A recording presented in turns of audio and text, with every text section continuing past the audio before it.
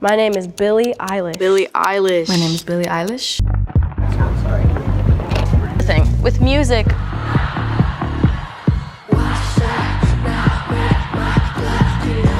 my whole thing is that it's for the listener to decide what it means. In the back of my car. And it doesn't matter what I wrote it about, what Finneas wrote it about. It's like, it really doesn't matter as long as you interpret it however you need to. That's all you need to know. Singer and songwriter who in her spare time collects Grammy and Academy Awards. Please welcome Billie Eilish. There's something strange about Billie Eilish's rise. Oh my God, these took so long. She once joked, "I didn't even know what the music industry was. I was literally doing math homework." I'm like, we're done. I did all the vocals, yes. I'm like, wait a minute, do this entirely. Do this. Can you take this one and like, oh. I'm the bad guy. Duh. If you look at the numbers, the awards, the streams, it all feels too sharp, too fast. Like the world suddenly turned toward this kid with icy blue hair and whispered, "You're next." But Billie remembers it differently. So how does someone go from a quiet home in Highland Park to becoming the voice of a generation? To answer that, you can't start at the Grammys. 2 siblings, a room, and a world-changing sound. Baila, baila, baila, baila, baila. Record this. Record this. Oh.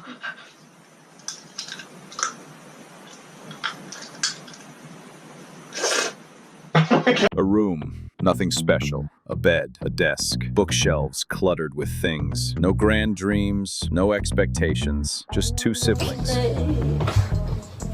Billie and Finneas were only focused on the music. The idea of fame never crossed their minds as they were immersed in creating music that allowed them to explore and express themselves fully. On your tippy toes, creeping around like no one knows. Think you're so crim. Finneas O'Connell wrote Ocean Eyes originally for his band. When Finneas played the song for Billie, he decided to ask her to sing it, as he felt her voice was well suited to the delicate nature of the track. But I love the song. I feel really proud of the song.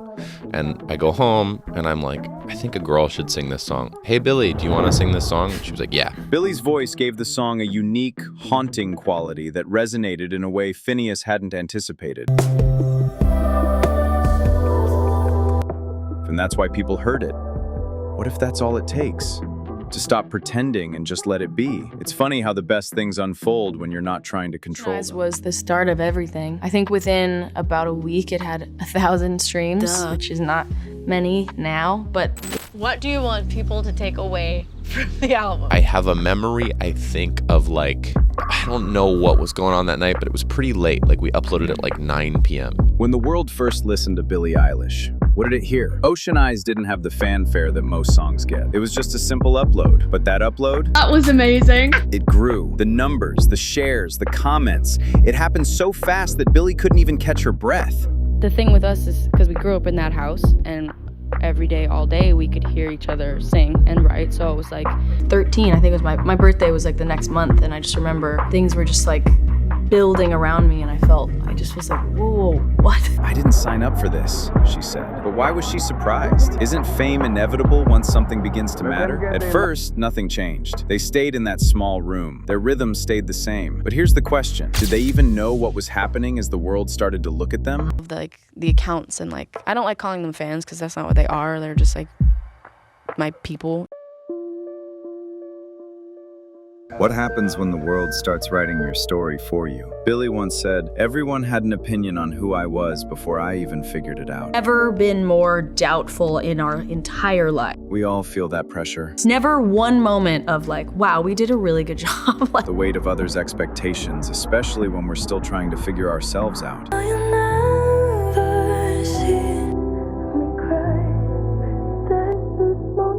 Billie wasn't just Billie anymore. She was the voice of rebellion, the face of a generation. But inside the room, none of that changed. The world outside was loud.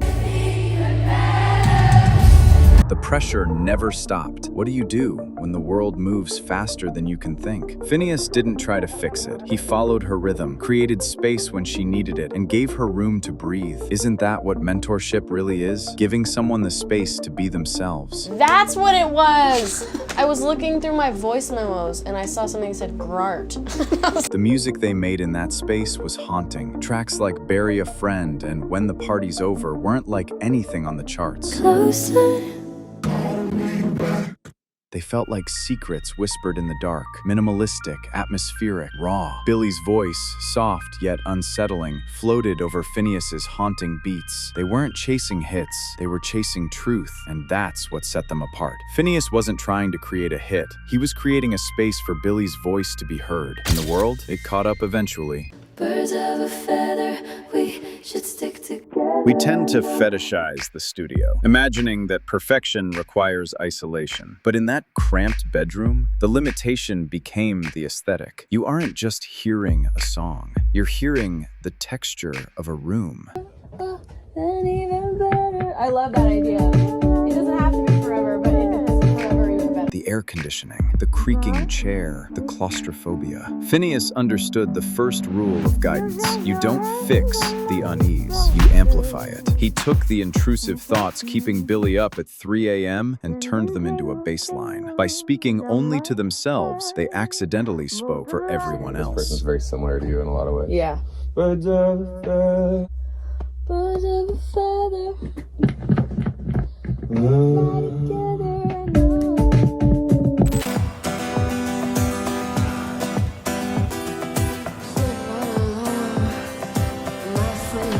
Then came the lights. 5 Grammys. Best New Artist. Album of the Year. A historic sweep that literally weighed down her arms. Billie Eilish and Finneas.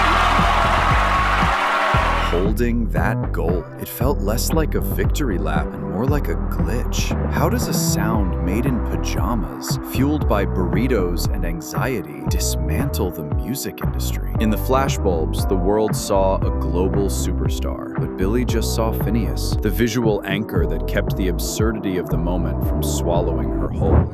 And a big thank you to my big brother Finneas, who's right there. Come here, get your ass up here. Finneas is my best friend.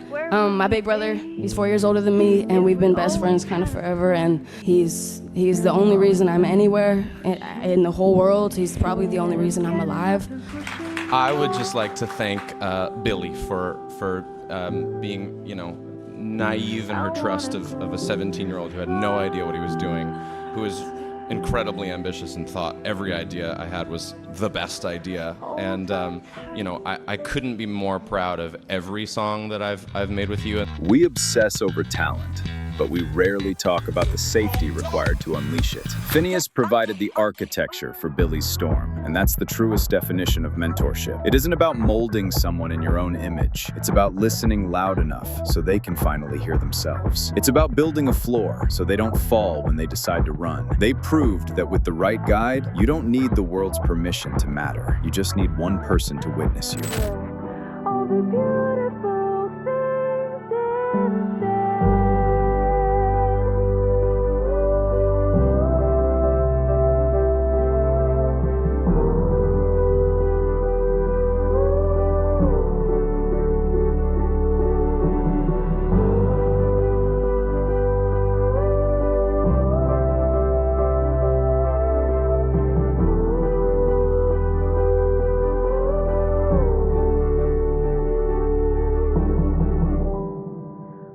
And that makes you wonder, who is the person that makes you feel safe enough to find your own voice? Like Billie and Finneas, your journey starts with a space to create freely. With Wingy's vocal coaches, you'll find your path at your own pace in your own space. If you want more stories about the mentorships behind greatness, hit subscribe.